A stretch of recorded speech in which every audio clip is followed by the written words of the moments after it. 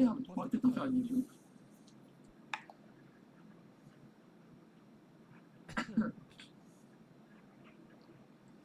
Après le retrait des troupes américaines en 2021, il a affirmé que cet incident souligne les plus grandes menaces pour la sécurité nationale à laquelle le pays est confronté.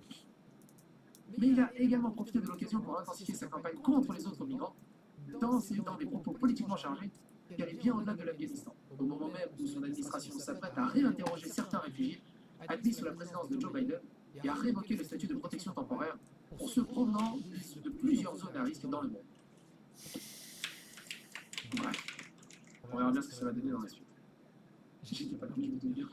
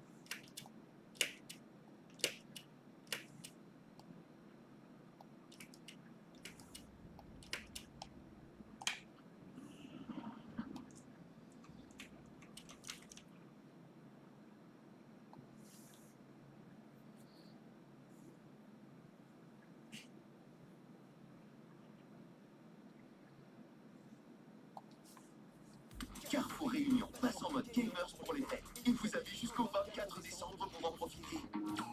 Carrefour, je choisis moins cher. Japan is seeing a small fraction of the issues we do, and they're already going full MAGA on immigration. As a common scam in Tokyo is when non-natives aggressively approach tourists, trying to pressure them to their bar, surprising them with an insanely high bill. But more recently, live streamers are randomly getting attacked or just incidentally recording them. What? Stop that! Push! Stop it! Dale says, get a list. We'll soon shut him up.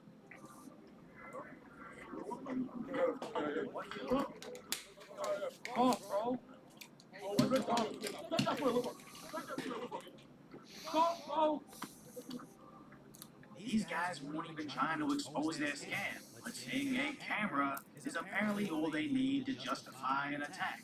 And that wasn't even the worst encounter, as this guy was even boasting about Japan's safety before randomly getting smacked. Because in America we don't have anything like this, like a red light district. Of course, if it was in America with all the people that have guns and the crazy, super violent people, I'm sure people would be getting people would be stealing from each other. It would be just absolute chaos. Not this. Too dangerous, really, for any civilized person to enjoy. But it's crazy because you come to Japan And in perfect Japanese, he explains how he was immediately surrounded by them, and even though this was dangerous, he still considers the country to be mostly peaceful.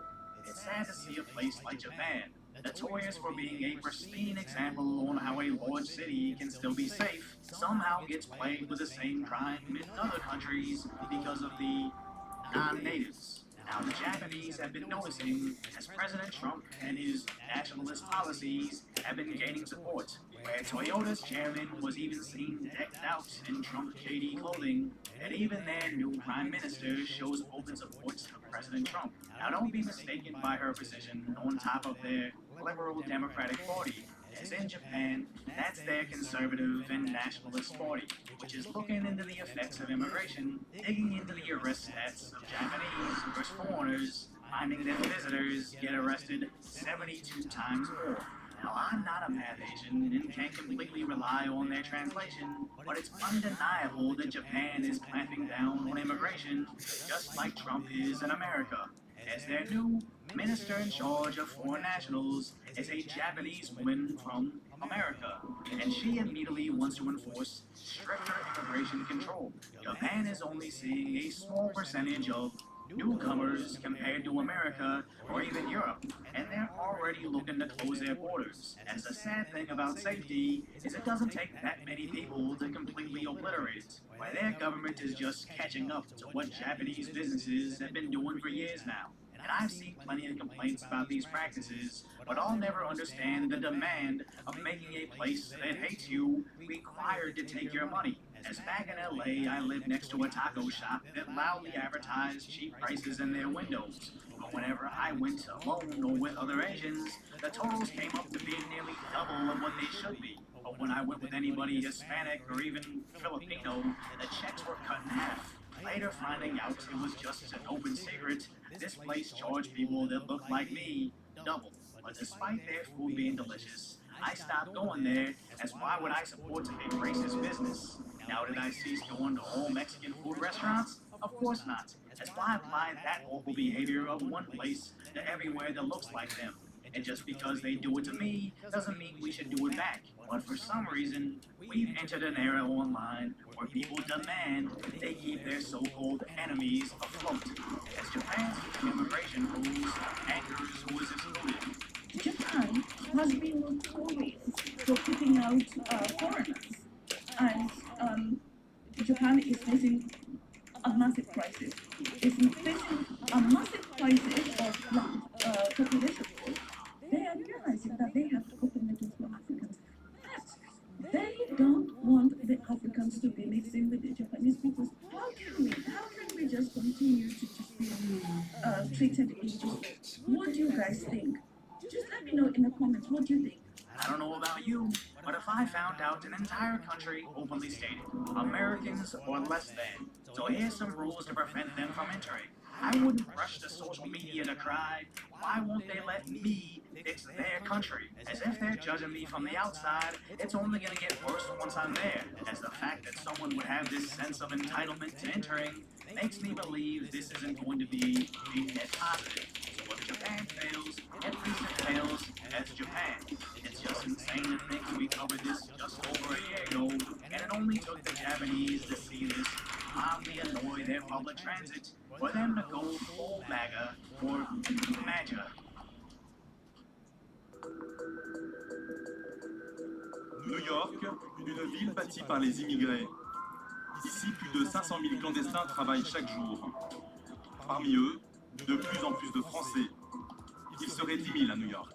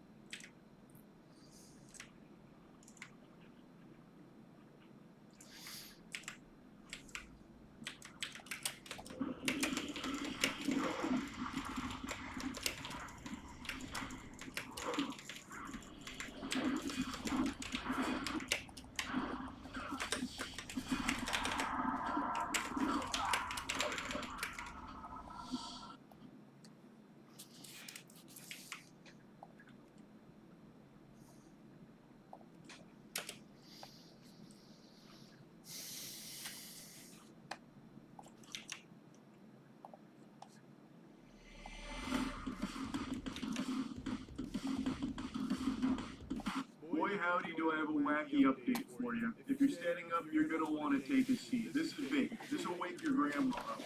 I posted a video earlier today giving you the aftermath of the r/art Reddit mod meltdown and how apparently the entire mod team had resigned, basically turning in their badge and gun saying, you know what? We're done here, bucko. All because one greasy ghoul on the moderation team let his ego spiral out of control because of that small crumb of power he was given as a moderator on the subreddit. And he just went ballistic. He lost his mind, lost his marbles, but could never lose his virginity, and it was just pure pandemonium. He got called out, couldn't handle the criticism, and then it seems like the entire mod team disbanded because of it. But I just learned, because I was reading the comments on the video, that Dolan Darkest had posted an update to the story that actually paints a very different, even more pathetic picture than what we thought happened. Because their post just says, "We out, you win, we all resign." What if I told you that's not the whole story? What if I told you that was a big fat lie? The calls coming from inside the house. It turns out that the real scoop here is even more degenerate than you could possibly imagine. Like, I don't even think fanfic writers would have come up with something this embarrassingly pathetic. So, big thanks to Dolan Darkest for uncovering this, because it is unbelievably comical. This is a truly special crash out that undoes 15 years of professional Redditing. It's incredible. And I use the word professional Redditing in jest. That's not really a thing. If anyone calls himself a professional Redditor, that is someone that needs to be locked inside Arkham Asylum ASAP. It turns out the moderator who power tripped and caused all of this in the first place, known as Neo Diogenes, actually had one last power trip. According to one moderator, they had no idea what had happened, as no communication was given when the subreddit was locked down. He undid this lockdown, and then he got kicked as a mod. So this was one of the mods on the team that was unaware they were fighting in a war right now. They didn't know Judgment Day had happened. So they're saying, "I woke up to a bunch of people DMing me about a situation I knew nothing about and responding to my comments in completely unrelated subreddits. I contacted admins, tried to contact the mod who had locked the subreddit through various channels, attempted to undo the lock, got my actions undone, then got booted as a mod. Now I see posts from these subreddits I frequent and give my side. I haven't chosen anything wrong." He then went on to explain that there can be unlimited mods, so he wasn't like taking somebody's space by sitting there, and only did what he could to help out with some of the tools and things like that. It was not like, constant updates on what was happening there, which is why he was out of the loop. So Scooby-Doo and the crew pulled up here, and Dolan unmasked the mustache-twirling evil villain, and it turns out it was someone named Neo Diogenes, which, according to a lot of people on Reddit, is someone that has somewhat of a toxic history. I'm not overly familiar with Neo Diogenes and his reign of tyranny and terror. I have no clue. But according to Dolan, that was the mod that was going on this wacky power trip.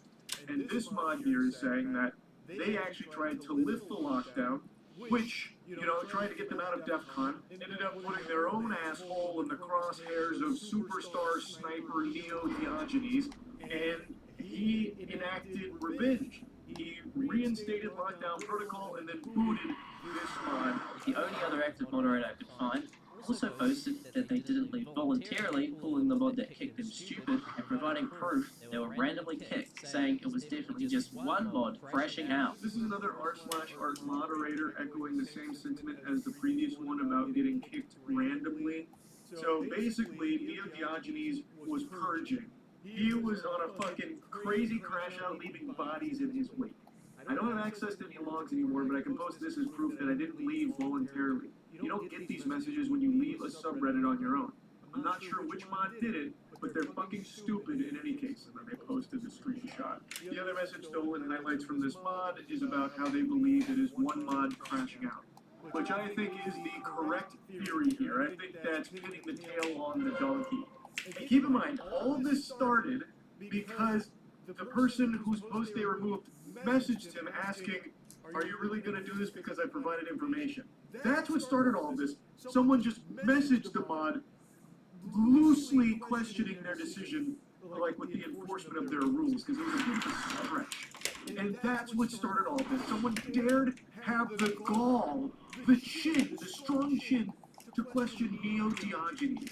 Now, during Neo Diogenes' crash out, he actually left a bunch of unhinged, sarcastic messages, deleting them 30 minutes later. Comments such as, "You're right, it looked like total shit.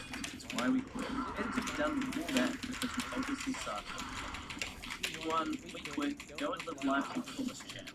Like I said, nothing worrying." Looking at the message history from Neo Diogenes is just so sad. Yep, it's my fragile ego. For 15 years, all I did was, I'm assuming that says moderate. I don't know why it's censored. Maybe it's a joke. Maybe Nolan's viewing it as like a slur.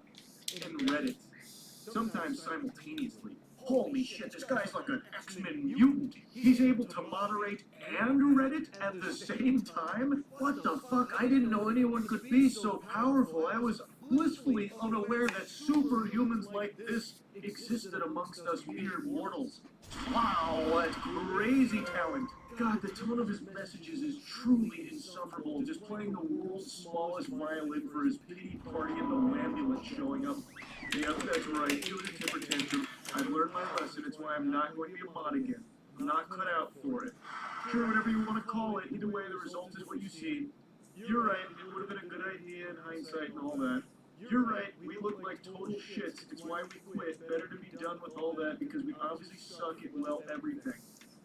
Actually disgusting that he's roping in anyone else on the mod team to his temper tantrum. This was a solo project here from this guy. It was entirely just him alone on the front lines of this battle. The mod team was not backing him from everything I've seen. And now, it looks like he has completely nuked his Reddit account. I actually caught this in action when I checked out his account earlier today. All of his posts being deleted and replaced with random words using a plugin, and now his Reddit account has absolutely no posts left on it, nuking 15 years of moderation that he did for free, by the way, nuking an entire subreddit, which was used to deal with criticism, and then kicking every other mod while you're at it, making it their problem as well, and then deleting every single comment you've ever made on Reddit. That's some major main character energy there. That was a beautiful callback from Nolan there. That shit had me giggling when he brought out the major main character energy. That was what Neo Diogenes said to Hayden Clay when Hayden was like, hey man, it really feels like you have a vendetta against me because this is just way too extreme with what you're doing. That was one of his responses. He said, I don't even know who the fuck you are. That is some major main character energy.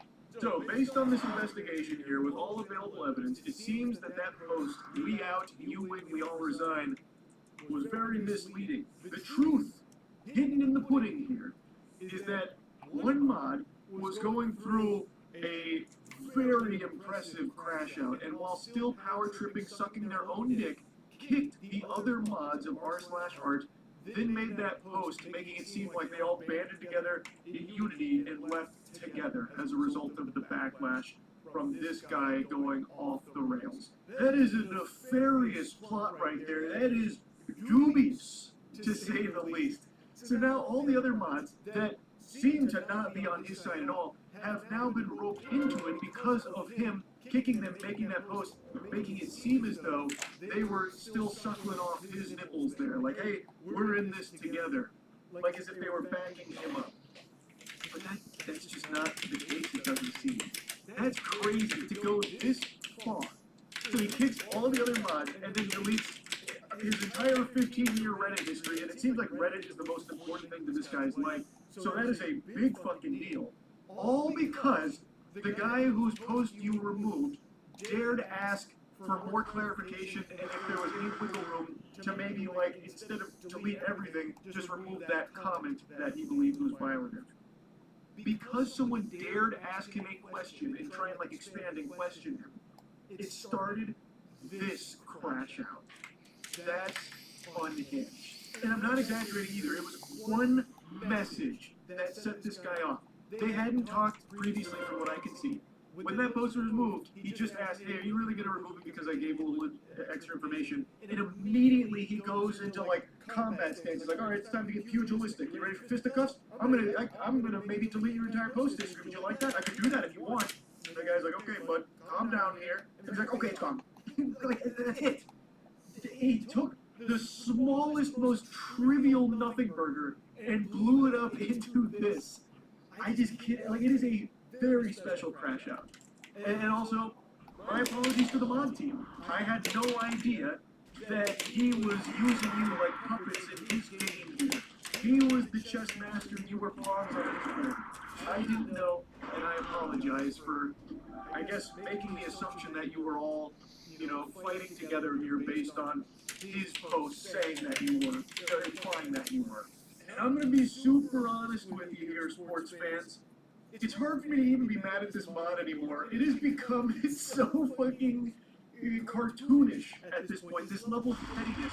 I didn't even know somebody could be so petty. I didn't know that was possible.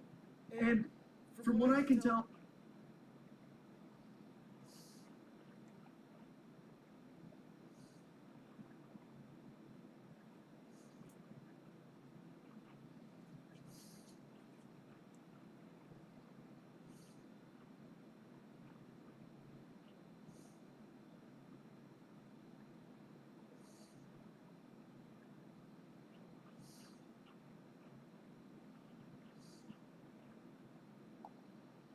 Before they joined forces, Lego actually sued Nintendo because of these.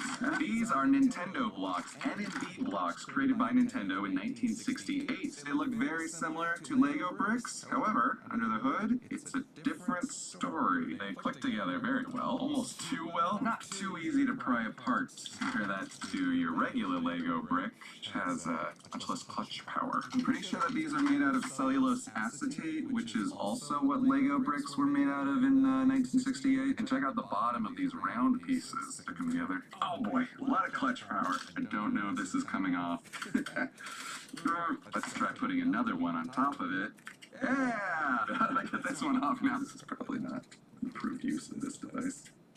There we go. But why would Nintendo make these? Nintendo actually started out as a toy company back in 1889, and they didn't even get around to making video games until the 1970s, probably because the technology didn't exist in 1889.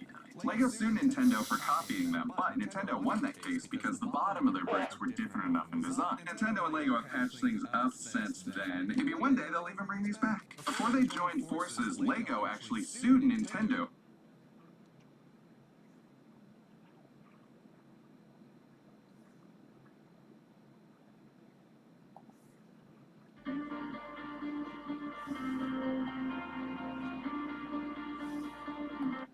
Guys are here. So I'm still traveling, so no VTuber model for today, but nevertheless, the show goes on. So let's get some more updates regarding the Ethan Klein copyright infringement lawsuits, because this is the content gift that keeps on giving, ladies and gentlemen. Now, the three recipients of this set of lawsuits is, of course, Denims, Frogan, Caseytron. Caseytron, the people's pothead, is really emerging as the superstar of this situation. She is providing some really great quality content over the past couple of days, if not weeks. She has really dug herself in a measurable hole. And recently, the other day, we talked about an update video she made. It's the usual stuff, right? It's like 8 minutes of her playing the victim, avoiding accountability, trying to do some emotional blackmail. You know, the usual stuff you expect. I'm going to play this quick clip from Dan Saltman that pretty much sums up that entire video. It's a before and after type thing, then versus now.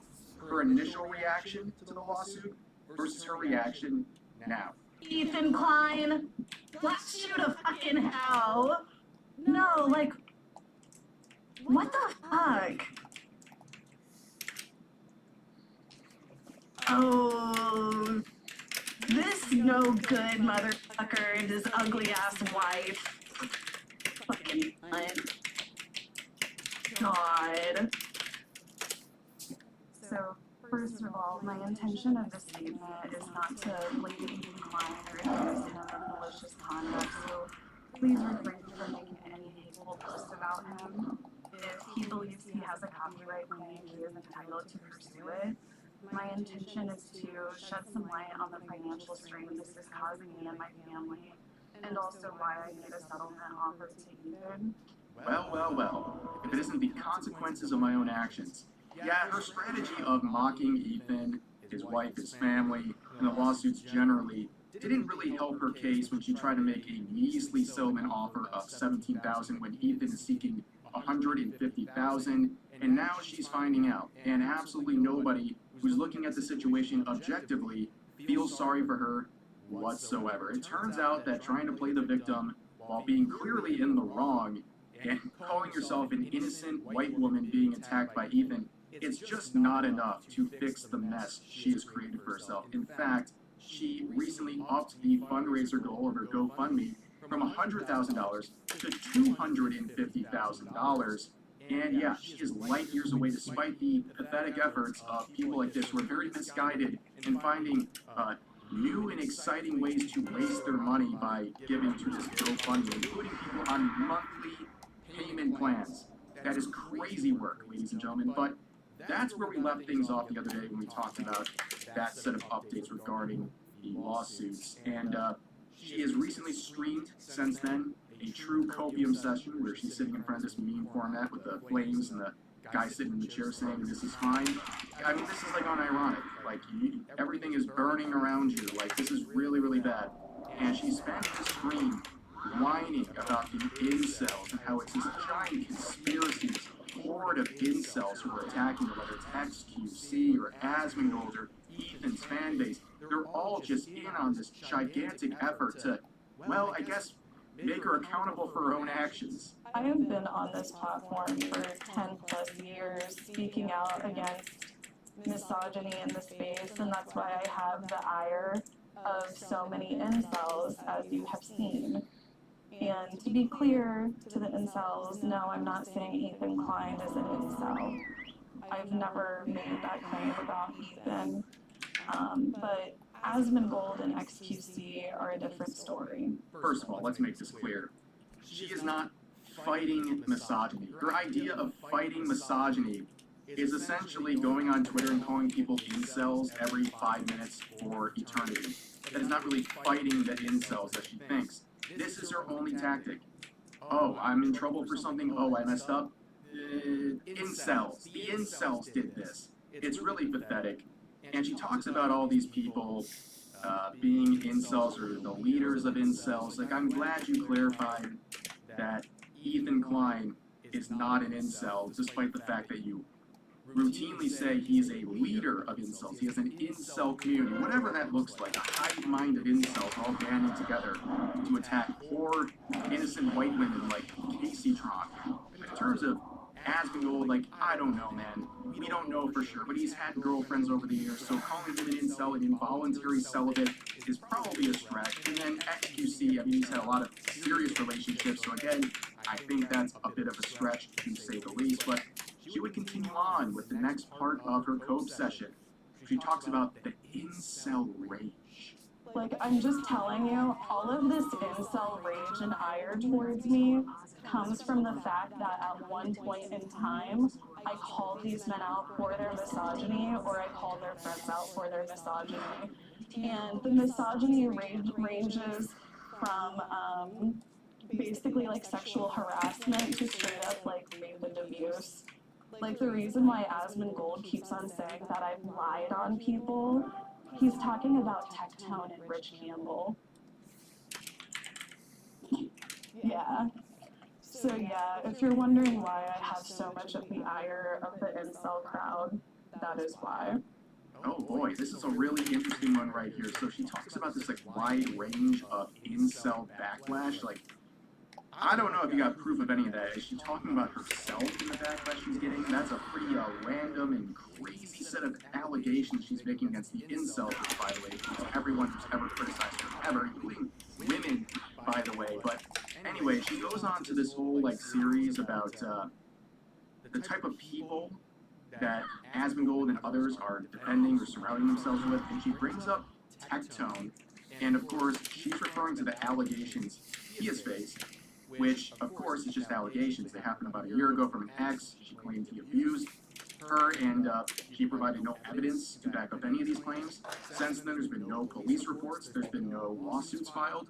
It's been it. It was just her word, and you believe her or you don't believe her. And in Casey Tron's mind, as she's acting like, oh, it's just, you know, you're hanging out with this sus person. I mean, she literally, in this tweet right here, just one of the ones I found, she literally said he R-worded a woman. Like, just straight up. This is what we call slander, ladies and gentlemen. If there's ever evidence to prove anything he's done, of course he's going to face the consequences, and people like you would call him out. But right now, there's nothing.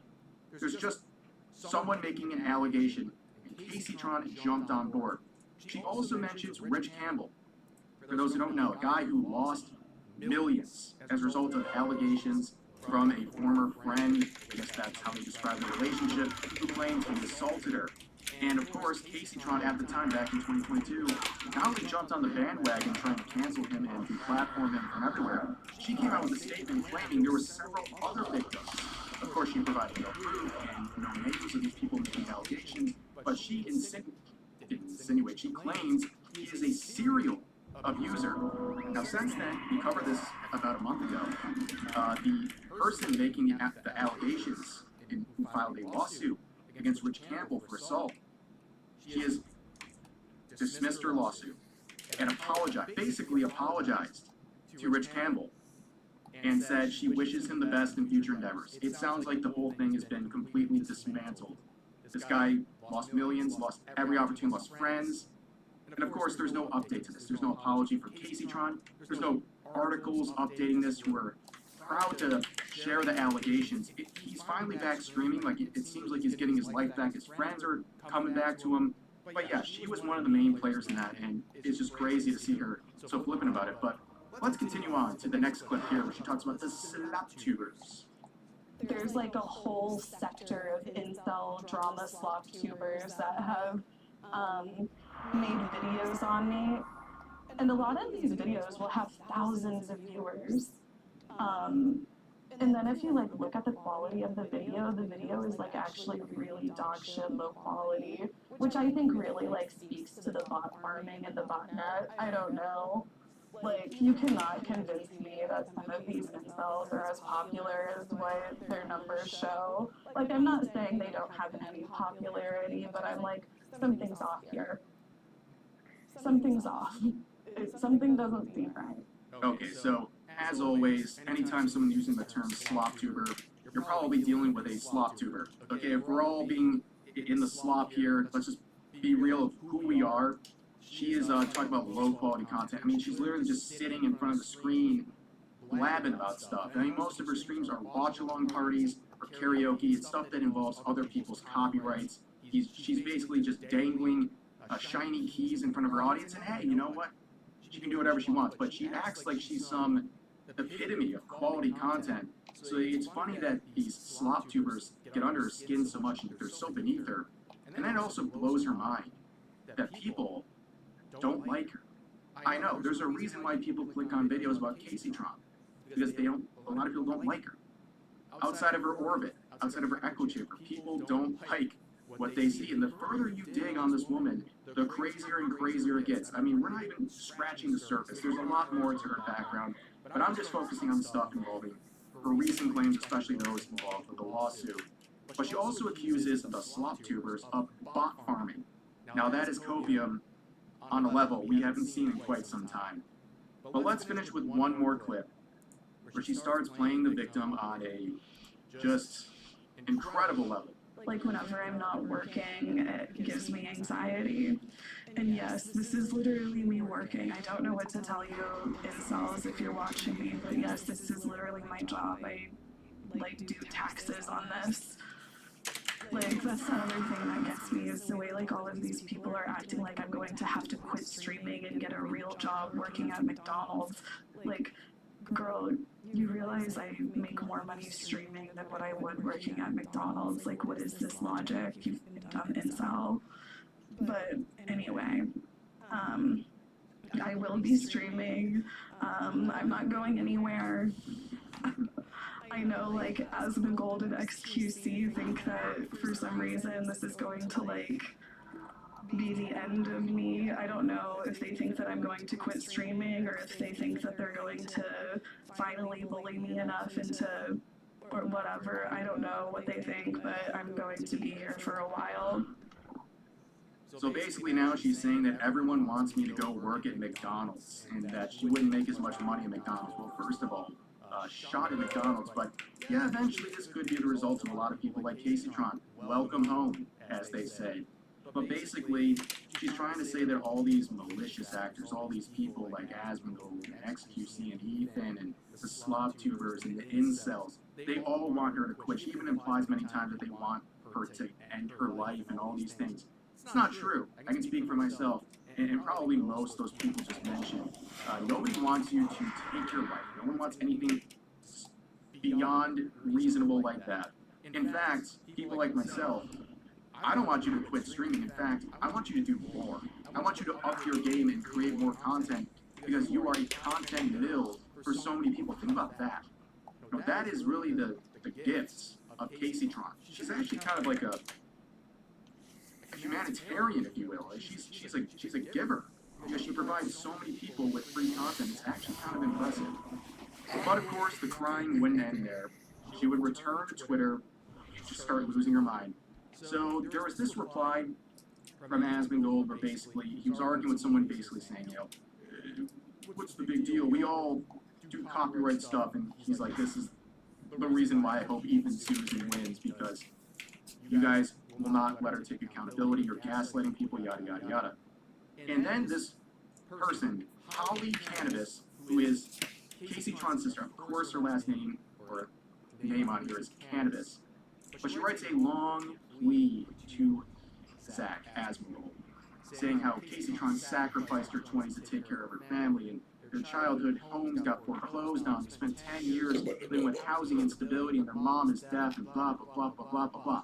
And then even talks about how Asmon grew up in poverty, and you should know what you're doing to Casey Tron. Yeah, we're not buying the emotional blackmail. There's nothing here that tells us that she's innocent from copyright infringement. This whole thing is a farce, it's a joke. There's no accountability. It's just emotional blackmail. Here's bad things that happen in my life. Now feel bad for me and let my sister get away with anything. No, that's not how it works. And this has been a long time coming. Of course Asmongold is going to say things about Casey Tron. She's been saying things about him for years. You all know the meme. Search Asmongold, keyword search Asmongold on her Twitter account. There's hundreds of results. She even implied heavily that he killed his own mother. And you think he's not going to push for proper punishment in this situation? You're going to try to emotionally blackmail him into, I don't know what, laying off the gas? I think you should be more worried about the lawsuit. And of course, again, her name is Cannabis, but also she has in her bio, repossess the wealth. Well, I actually think that's going to happen. In fact, I think Ethan's going to repossess all that money in the GoFundMe because this lawsuit is not going in Casey Tron's favor, and she knows it. That's why she made such a pathetic settlement offer. It continues on, where Asmongold ratio search says, who asked? I don't care. If the shoe was on the other foot, you wouldn't either. Emotional blackmail is to avoid accountability, manipulative and predictable. It won't save you. If she was supporting all these people, why would she blatantly break the law and put them at risk, referring to her family? Yeah, why are you dragging family into this? And if you cared so much about them, why are you putting them in this financial state? If they're so dependent on you, why are you making streams that are copyright infringement and putting them at risk? And she says, you react to videos all day. No, you can react, but you can't commit copyright infringement and act as a market replacement for someone else's video, and then take more time doing bong rips than actually reacting. And this person says emotional blackmail 101 in the big 2025. And she says, who am I blackmailing and how? Like, you're being obtuse. You know what you're doing. You're pulling at people's heartstrings to try to get sympathy. And, yeah, it continues on. She says, with a quote about her sister saying, my sister made a post, is being attacked by incels, explaining my family deserves to have their home taken. It's not about what your family's going to suffer. It's about you. If you're going to hold yourself up as the person keeping this all working, that's on you. The consequences will fall from your own actions. And if that trickles down to people you're taking care of, that's your fault. That's your fault. No one's wishing that on your family. They want you to be accountable. And you're the one saying, if I'm held accountable, it's going to trickle down to others. Well, that's your problem. You shouldn't have done it. And that's what people are pointing out here. It's not the incels. It's you. It's you, Casey Tron. You're the one doing this. And then she made this tweet saying, I don't know, at least when Asmongold is harassing me, it directs the bot farms into my comment section instead of memeing trans teenagers, gay mending, and spreading. What are we talking about? And I like this comment, Savvy left one basically saying, get a job. You know, you're smoking too much weed. And she says, girl, you are so obsessed with me. Comes from the person who's obsessed with so many people, it's actually kind of shocking. And then I added in my comment saying, you sound like an incel, and I ratioed her. And that's only important because she believes ratios equal the truth, so I guess she's an incel. But yeah, that's really the update on the situation. Funny stuff. Next time there's a big update, you'll hear about it from me. But anyways, that's going to do for this video. As always, feel free to share your thoughts about today's topics in the comment section down below. Hope you guys enjoyed the video, and I'll see you next time. Were the Crusades justified? Was it a response to militarism and incursions into Europe by Muslim crusaders or Muslim fighters or not? I don't know. A lot of people view the Crusades as a bad thing, but this video says the Crusades were awesome, actually. Okay? Let's hear it. In 2005, the film Kingdom of Heaven was released to the world. The film takes place during the major historical conflict between the Christian world and the Islamic world that we today call the Crusades. Beginning in 1096, Catholic Europeans embarked on quests to retake the Holy Land That's and right. spread the faith to new areas of the globe. Yep. You would think that in a historical drama like this, we would get a fair portrayal of both sides, with the nuances of the conflict being shown. We don't. The film portrays the Christian Crusaders as bloodthirsty barbarians, while their Islamic opponents are shown as intelligent and peaceful. To be fair, Saladin was very highly respected, even by Europeans. He was very highly respected. Now it should be I'm not said saying all of them were, but he was. that Ridley Scott, the director of the film, is an atheist, so we can see why he deliberately decided to portray things this way. But regardless of Scott's motivation, the portrayal of the Crusades in Kingdom of Heaven reflects how they've been understood by a majority of Westerners for decades. That's true. I think that the perspective that a lot of Americans have is that the Crusades were they were a European aggression towards the Middle East. I think this is accurate. Documentaries like the History Channel's Mankind's A Story of Us single out the Crusades as uniquely evil categories. Think of all the wars fought over religion. The Crusades belong in their own category. Really? A lot of crazy things. The most shameful undertakings ever embarked upon by our species. So far. In all of these cases, the same narrative is presented. And I think actually I think the Crusaders were probably like this. I think this probably happened all the time. Is that you had guys that spent 10 years down in the Middle East and they were G's. They had power, they had authority, they were well known, they were powerful, and then you told them, hey, you've got to go back home and go be a potato farmer again. And this guy says, bro, what the fuck? Like, I used to lead a fucking team of 20 guys. We used to raid villages. I used to eat meat every day. Fuck this. I don't want to do that. Yeah. Today, crazy Christians that decide happened. to attack the peaceful and I mean, it's so manifestly obvious that it was even the plot for Rambo, the First Blood. This has been the case ever since there have been cases. in the Islamic world just because they could. The events are held as a staple of why we need separation of church and state, and why Catholicism should have no place in government.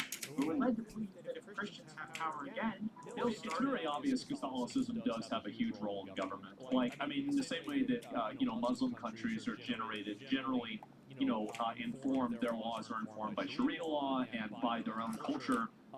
In America and in Europe, it's generally informed by Christianity. Not entirely, but to an extent. Unnecessary wars of religion, just like the Crusades. Yes. But in reality, there are few events in history more misunderstood than the Crusades. Really? This is why I'm making this video. Okay, let's The see. popular understanding of the Crusades is dead wrong, and I'm here to explain why. All right, let's hear In it. this video, you'll be finding out why the Crusades were not only morally justified, but were actually a historic achievement. But buckle up, because there's a lot to cover. Wow. Let's travel back in time to 600 AD, This is a long time ago. roughly 500 years before the First Crusade. This is a map of the Christian world at that time. All the highlighted areas show where Christianity spread and Yeah. became the majority religion. That's a lot. Is that the Middle East and North Africa? Yes, it is. East It's not surprising at all. Yeah, of course. two areas used to be Christian. Yeah. People today think of these as Muslim lands, but that was not always No. the case. It all began with Christianity spread far and wide after being legalized by Emperor Constantine the Great with the Edict of Milan. This led to the Christianization of both the Western and Eastern Roman Empire. Even as the western part of the empire fell to barbarians, Christianity remained, and most of the barbarians also converted. Yeah. So if that happened in See Europe, that? what happened in the Middle East and North Africa? In the mid-600s, Arab warlords sprang out of the Arabian Peninsula and began conquering everything in their path. They brought with them their own religion, Islam, and unlike European barbarians, they Shit. did not convert. The Middle East was dominated by two superpowers, the Christian Eastern Roman Empire or the Byzantine Empire, the Zoroastrian Sassanian. Unfortunately, both they just fought each other in a gigantic war lasting 25 years. Holy because of this, neither was prepared for the invasions that hit them. The Byzantines lost all of Africa and the Levant, while the Sassanid Empire collapsed completely. The most important loss Oh my for the rest of God. the world, though, was the loss of the Holy Land. By 900 AD, Islam had expanded by conquest all the way to France and southern Italy. Now, I'm The more things change, the more they stay the same. not going to moralize about this. Conquest and wars of expansion Yeah. have been common all through history, and Islam followed in that same mold. However, Islam did take things a step further with its concept of jihad, or holy war.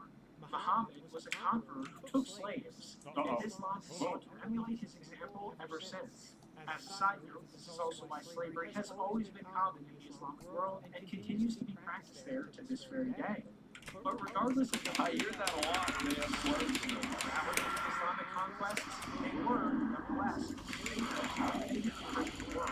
Nations and conquered lands were second-class citizens, and many were taken as slaves. Christian inhabitants had to pay an enormous tax called the giving tax, and their churches were often shut down. Because of Islamic policies, over the centuries, Christianity in the Middle East and North Africa shrunk from a large majority to a tiny minority. But it actually gets even worse. How's Islamic escalation forced Christians in town? This is true. The Mediterranean Sea was a breadbasket of commerce and trade. Yeah, sure. The Romans had successfully stamped out piracy and created some of the safest waterways in the entire world. Islamic This video is piracy. propaganda. Muhammad freed slaves. Oh, it's probably both. I mean, it's probably slaves in some cases. They don't have slaves in other cases. That's probably what happened, realistically. Piracy brought all of this to an end. From bases in Yeah, you just gotta think about it. the Middle East, they turned the Mediterranean into an unsafe outlet. This crashed the European economy. Wait, so you're telling me all the way back they were going out and fucking boats, and now they're still going out and fucking boats? This was literally over 1,000 years ago. They've been fucking boats for 1,000 years.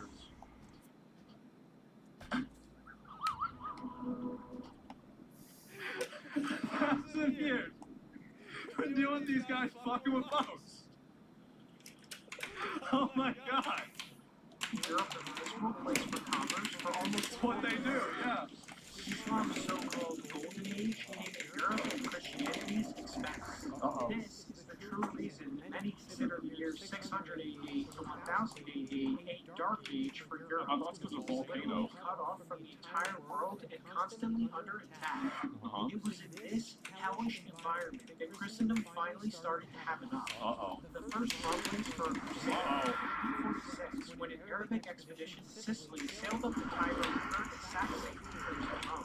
A synodic prayer called for Christian sovereigns to rally against the enemies of Christ. Jesus.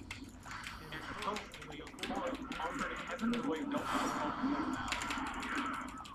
And wasn't Blackwater asking the new Pope Leo for money so they could help stop the attacks of Christians in... Oh my god. Dude.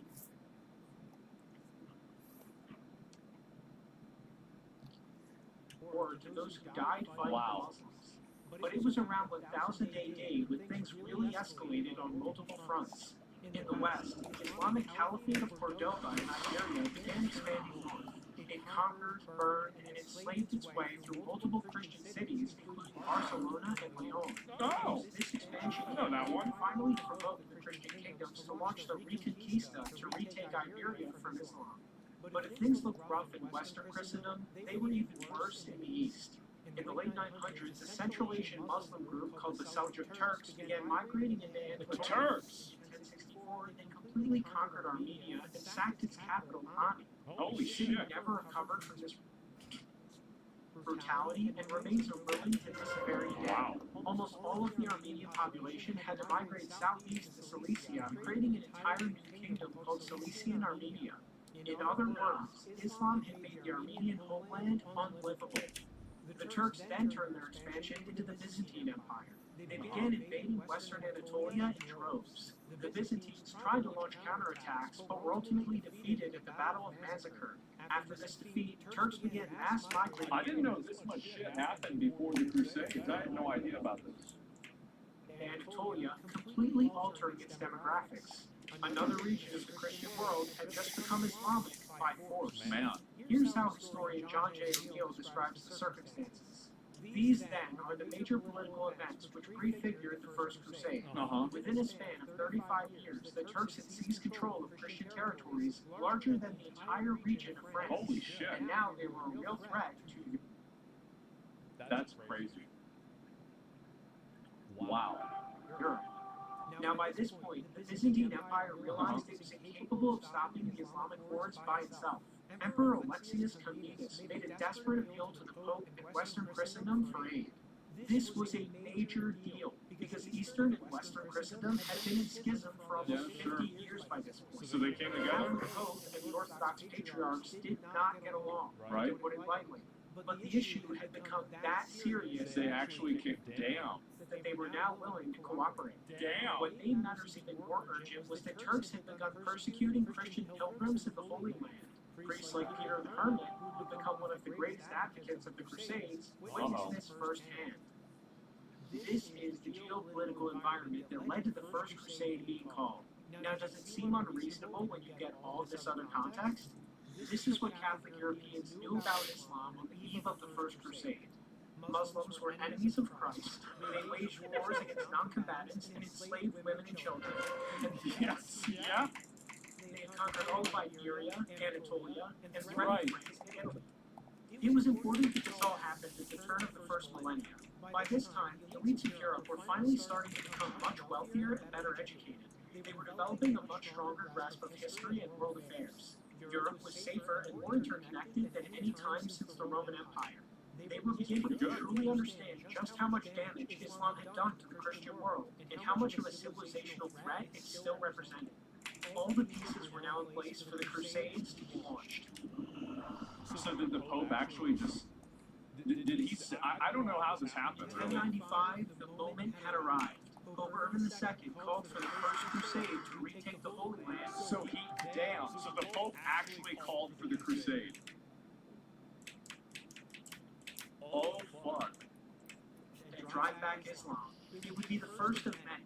An excerpt from Urban's Crusade speech reads, "Your brethren, who live in the east, are urgently need your help, and you must hasten to give them the aid which has been promised them. The heathens have killed many, and they have destroyed churches and devastated the Greek Empire. If you permit them to continue with impunity, the faithful of God will be much more widely attacked by them. On this account, I, or rather the Lord, beseech you as Christ's heralds to push this everywhere and to persuade all people of whatever end to carry aid promptly to those Christians. Let therefore hatred depart from among you. Let your quarrels end. Let wars cease. And let all dissensions and controversies..." So they just said stop fighting amongst each other and just go over there and kill them? I mean, that usually works, to be fair. It's important to point out how Pope Urban's speech emphasized not only the defense of Christendom, but also the end of internal wars between consolidation. The Pope envisioned an international brotherhood of Catholics who fought not each other, but their external threats. That guy's Catholic, not Protestants. In any case, the call for the Crusade was extremely well received. The news spread through all of Europe like wildfire. Tens of thousands of faithful Catholics all across Europe answered the Pope's call. Local peasants, ambitious knights, even kings, French, English, Flemish, German, people from all walks of life and of all nationalities were inspired to fight for Christendom. It's not really an issue how much of an accomplishment that this alone was. Well, I think it probably makes sense in the context, right? Because these people were having their homelands attacked, and I think that there's something that's going to go beyond just their religion. Whenever you're being invaded by an occupying force, you're going to generally be against that no matter what. Even if the occupying force is in some way benevolent or reasonable, you're still going to have people that will resist against it because they don't want to deal with it. Like now, in some cases, yeah. Sounds familiar? Yeah, it's common enemy, right? Yeah, it's really something entirely unique in history. The Catholic Church had created a multinational network that united Europeans of all stripes and ethnicities under a common faith with common goals. So many different Europeans being united by one religion and engaging in a civilization-wide struggle had not happened before and has not happened since. goddamn. Yeah, I didn't realize how historic this was, how big of a deal this was. Catholicism achieved what hundreds of other religions and ideologies could not. And perhaps this is why our modern secular system demonizes the Crusades.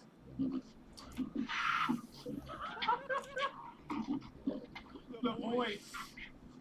Now, did every crusade always go the best it could have gone? No, I bet there were tons of crusaders that were awful, right? It's the same as any war. I mean, any army, you're going to have guys that are awful and terrible that are inside of that group. I mean, that's not really anything that's unique or special. It's just common sense. Of course, that's what's going to happen. No, Duh. of course. Some crusades were huge successes, like the Reconquista, while others were dismal failures, like the Fourth Crusade. But even the failures are understandable in context. Crusaders were going halfway across the world to fight unfamiliar enemies on their own home turf. The logistics of the Crusades alone were a monumental undertaking. Yeah, actually, it's hard to Despite do. all these challenges, Christian forces still often came out on top. The First Crusade could really only be qualified as a roaring success. Crusaders defeated almost every Muslim army they encountered and captured Jerusalem. Wow. For the first time in hundreds of years, the Holy Land was back under Christian control. I read somewhere that the last time that like a Muslim force had a victory against a Christian force in Europe was actually with Saladin. Like that was the last time that it happened, even up to now. Like that's kind of crazy. It's incorrect. I don't know if it's true or not, but like, yeah, it's hard to say. The First Crusade also established crusader states that would remain in the Middle East for another century. One crusade I personally liked was the Sixth Crusade. Jerusalem had fallen back into Muslim hands, but they'd started to fight each other in a civil war. Emperor Frederick II of the Holy Roman Empire negotiated a peaceful transfer of Jerusalem back into Christian rule. Jerusalem was retaken without a single drop of blood being spilled. Oh, that's A nice. decisive diplomatic victory, even if the Muslims would eventually take it back. And as you can tell, during this time period, it was hard for just about anybody to hold on to Jerusalem for long. In the end, the Crusade secured Christendom's western flank and bought its eastern flank another 300. Who's controlling Jerusalem right now? I actually don't even know. Who's controlling it?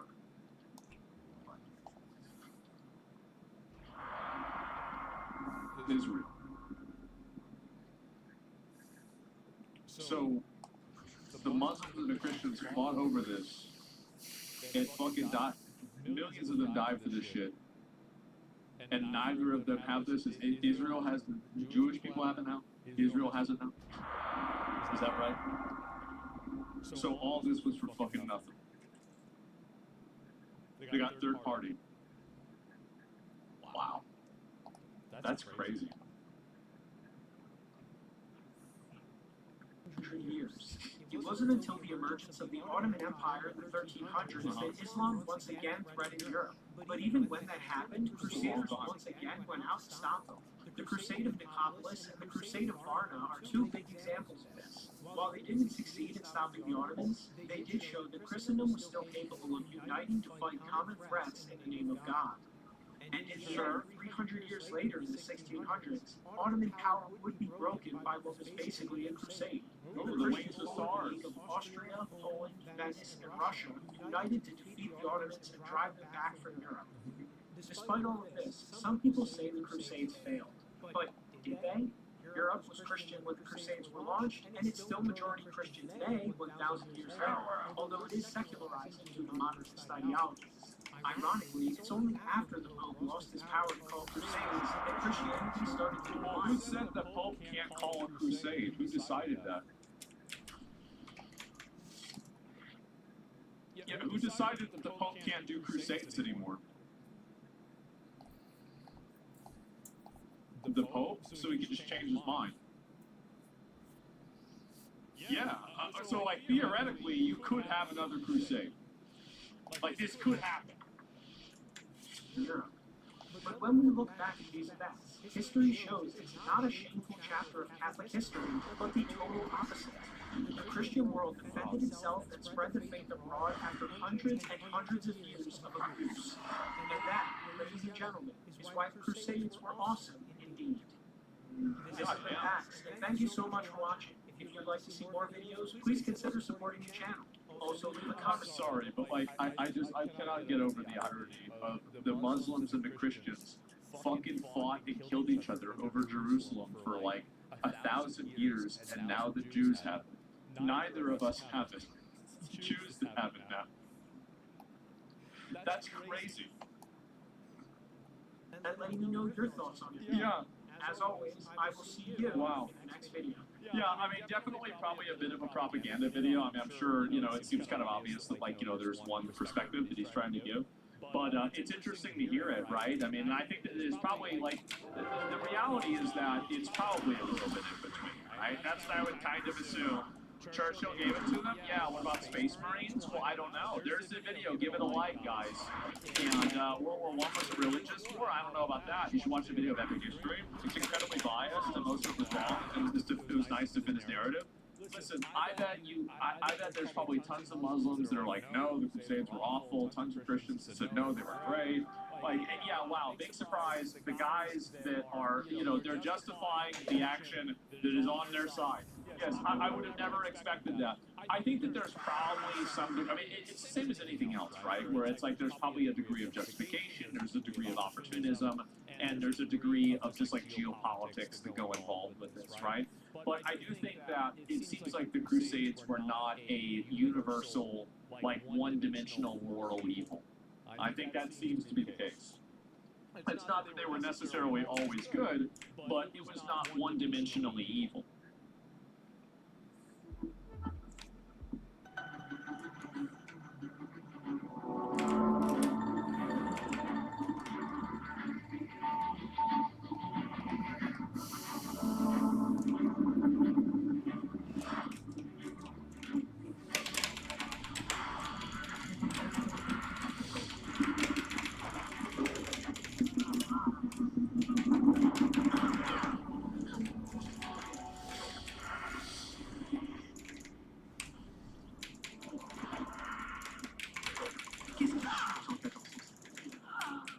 C'est d'abord un grand nom éclatant et sonore, Constantine. C'est un souvenir. C'est un souvenir très ancien et avec toute la gloire politique, religieuse qui y est associée. Fondé en 330 sur le site de l'antique Byzance, Constantinople est d'abord la ville de Constantin, la capitale des premiers empereurs romains chrétiens.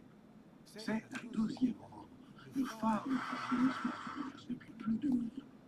Mais en avril 1453, les armées du sultan Mehmed II mettent le siège devant la ville et s'en emparent finalement le 29 mai 1453. Les historiens y voient l'acte de décès de ce qu'on appelle encore l'Empire byzantin. Une acte. Tout ce qu'on appelle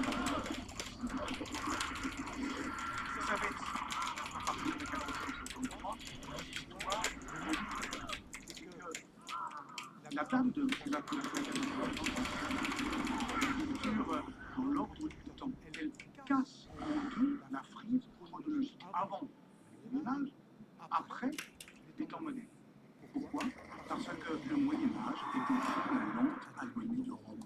Et de ce point de vue, 1453, la chute de la seconde Rome et de l'Empire romain d'Orient fait écho à une autre chute survenue 10 siècles plus tôt, en 476.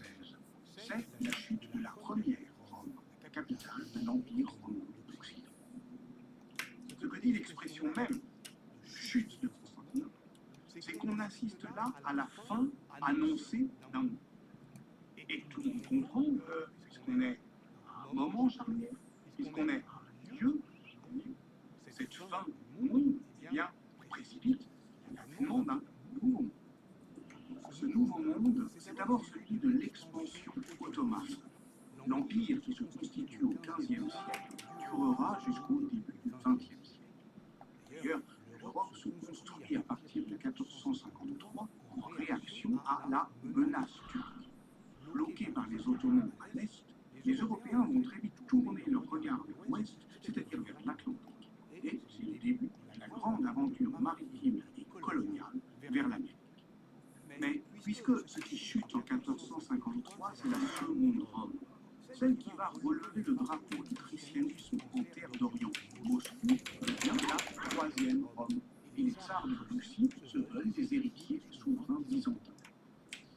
Et vous voyez comment, parlant de 1450, je parle de tout ce qu'il y avait avant, 1000 ans avant, et de tout ce qu'il y aura après, plusieurs siècles après. Mais ce qui disparaît alors, c'est l'événement lui-même. Un événement qu'il faudrait, au fond, aller chercher patiemment, à hauteur d'homme, voir de quelle incertitude il est fait, voir de quelle étoffe de chagrin, d'espoir, il est travaillé. Non, il veut aujourd'hui savoir que ça soit une sorte de grand moment d'une histoire à majuscule vue du ciel. Cette histoire vue du ciel, d'ailleurs, était déjà celle des contemporains eux-mêmes, car beaucoup d'oracles annonçaient l'imminence d'une grande catastrophe dans le ciel de la chrétienté. Sauf qu'au XVe siècle, Constantinople était encore une ville riche, puissante, en pleine renaissance. De l'empire du Ve siècle, il ne conserve certes que quelques lambeaux dispersés autour de la mer Noire, dans la Régée ou en Grèce continentale, mais elle rayonne sur toute la Méditerranée orientale, rivalisant même avec Venise, Rome, Gênes, les grandes cités italiennes de l'époque. S'y est-il faux de considérer cet empire byzantin comme en décomposition, comme une lente et inexorable décomposition? Ça, c'est vu de trop loin, c'est vu de trop haut, c'est vu du millénaire. Si on prend le siècle comme mesure, c'est une société qui est vivante, qui est active, qui est en état de recomposition sociale, politique, territoriale. Avec 50 000 habitants, la ville flotte un peu dans son enceinte de 1450 hectares qui a pu en abriter 10 fois plus 10 siècles plus tôt. Mais par ses monuments antiques, son hippodrome, son grand palais, ses nombreuses statues et colonnes, et surtout Sainte-Sophie, la plus grande basilique de la chrétienté, Constantinople jouit d'un prestige unique qui attire bien au-delà du monde grec et orthodoxe. Les Latins, notamment vénitiens, se sont installés tout au long de la Corne d'Or, et les Génois ont même établi une puissante colonie à Péra, également appelée Galate. Les mondes chrétiens, latins et chrétiens orthodoxes, ils sont imbriqués économiquement, ils sont imbriqués dynastiquement, et nous sommes ils sont imbriqués politiquement et culturellement. À la veille de 1453, il y a longtemps que Byzance et l'Occident latin ne forment plus du tout une séparation. Depuis le grand schisme religieux de 1054, c'est vrai, l'Église orthodoxe ne reconnaît pas la suprématie de Rome, d'autant qu'en 1204, les armées latines ont saccagé Constantinople lors de la 4e croisade. Mais depuis, marchands, artistes et savants ont tissé des liens de plus en plus étroits entre les rives grecques et latines de la Méditerranée. On est donc, vu du siècle, dans un moment de rapprochement où l'union entre les deux églises devient enfin possible. Elle est même proclamée en 1430 par le concile Ferrare-Florence qui ouvre la voie d'une renaissance commune entre Grecs et Latins. Mais il n'y a pas que des humanistes et des savants à faire le voyage en Europe. Il y a aussi les empereurs. Manuel II, son fils Jean VIII, vont à Paris, à Londres, à Rome, à Barcelone, pour alerter les souverains latins qu'un grand projet impérial se prépare. Il y a une menace turque qui, d'une certaine manière, se profile. Pas simplement de leur souvenir, de leur église orthodoxe, des trafics commerciaux, des Vénitiens. Il s'agit, c'est en tout cas ce qu'ils disent, du destin de l'Europe. Cette menace, elle est encore visible à l'œil nu aujourd'hui. C'est le fort de Rimini-Tissari, qui commence à être construit au printemps 1452.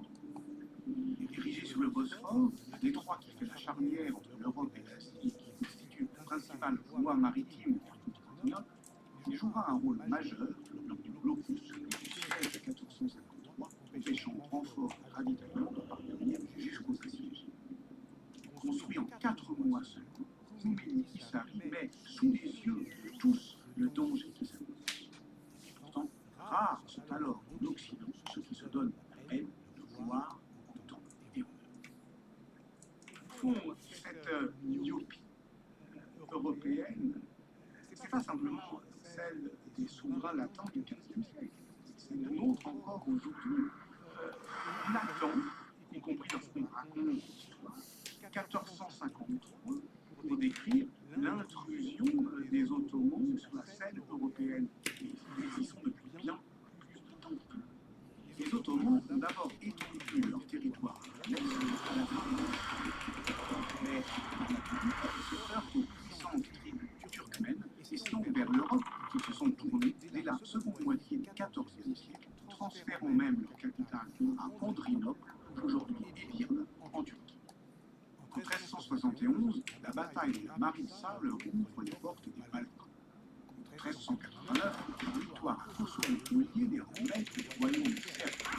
En 1392, le sultan Bayezid tente un premier blocus de Constantinople, suivi d'un second en 1394, qui durera 8 ans. Byzantins jouissent ensuite d'une vingtaine d'années de paix, jusqu'à ce qu'en 1422, le sultan Mourad II, le père du futur Mehmed II, tente à son tour de s'emparer de leur pays. Bref, en 1453, tout le monde sait que Constantinople attise depuis longtemps l'appétit des Ottomans. Et encore une fois, raconter cette histoire ainsi, c'est à dire, bah oui, c'est fatal depuis le XVe siècle, et les Ottomans regardent vers Constantinople, c'est peut-être encore trompeur. De qui construit ce fort au printemps 1450? C'est un jeune prince qui n'a pas du tout encore le profil d'un conquérant. Le conquérant, Fatih en turc, est le surnom que l'histoire lui donnera à postérité. 2012, c'est d'ailleurs le titre du diplôme que le cinéaste turc Faruk Aksoy lui a consacré. Sauf que lorsqu'il devient sultan en 1451, Mehmed II est un jeune prince ambitieux mais qui doit encore conquérir sa légitimité. C'est un homme raffiné, polyglotte, lecteur de la geste d'Alexandre, et toute cette culture, il va la mettre à contribution pour accomplir ce que le cinéaste présente comme un testament prophétique.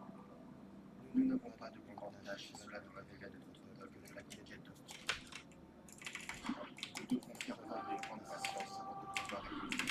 Encore un charme qui nous permet de nous emparer de la vie.